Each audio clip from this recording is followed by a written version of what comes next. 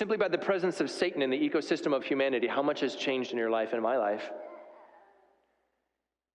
We are drastically affected, right?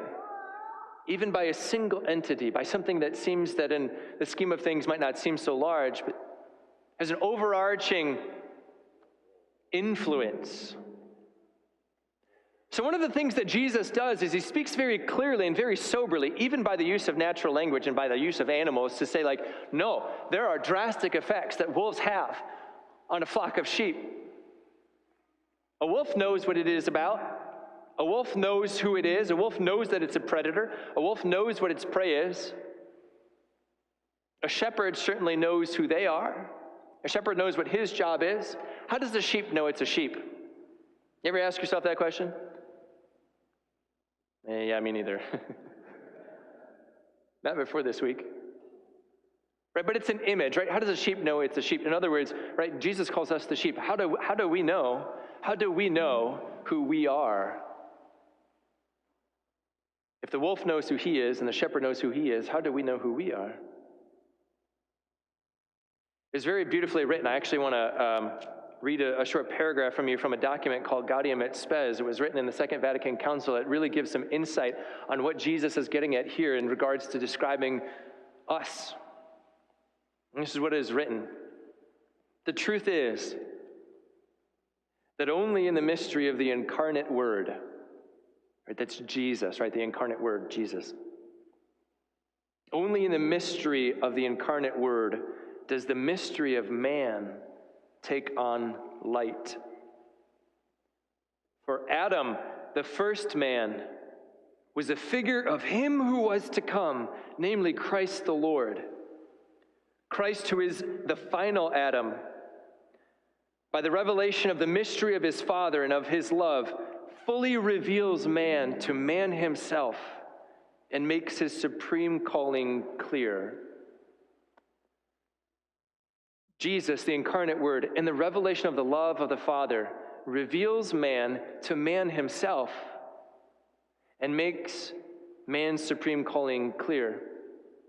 So when Jesus reveals himself, he's also revealing us to ourselves. Now here's where it gets crazy, right? Because how does Jesus reveal himself? Jesus says, I am the good shepherd. I am the good shepherd. And by you knowing me as the good shepherd, you will know yourselves who you are. Why is Jesus a good shepherd? What is it about his goodness that makes it so? Well, Jesus says, I am the good shepherd because I lay down my life for my sheep. We cannot know Jesus as a good shepherd unless his goodness is manifest to us. And he says that his goodness is manifest to us because he lays his life down. Why would a shepherd sacrifice its life for its flock? He says it. Because there is a wolf in the ecosystem. That's what separates me as a good shepherd from someone else who is just hired and who doesn't care about the sheep. I'm a good shepherd because I know the wolf is present and I protect my sheep from the wolf. If there was no wolf in your ecosystem, how would you know that God is a good shepherd? Okay, there's something really important that's going on here. Jesus reveals us to ourselves. And he shows us the supreme dignity of our calling by revealing himself as good. And when he reveals himself as good, he's also revealing to us something true and serious about the ecosystem of our lives. Those small things in our lives, especially the presence of the wolf, the evil one, who makes a drastic difference, who has a drastic influence, directly and indirectly, over the things in life that we experience. And in life, we look at this sort of keystone species, right? We look at this sort of drastic ecosystem changer, and we're like, I would rather not be eaten by a wolf. Wouldn't you rather not be eaten by a wolf too? We don't exactly see it as a pleasant reality in our lives.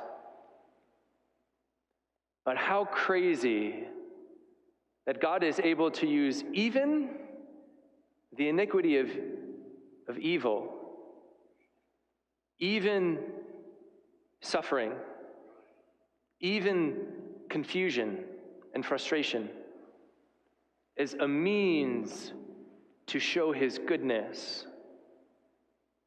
And insofar as he shows us his goodness, he actually shows us something true about ourselves and about our destiny and our dignity.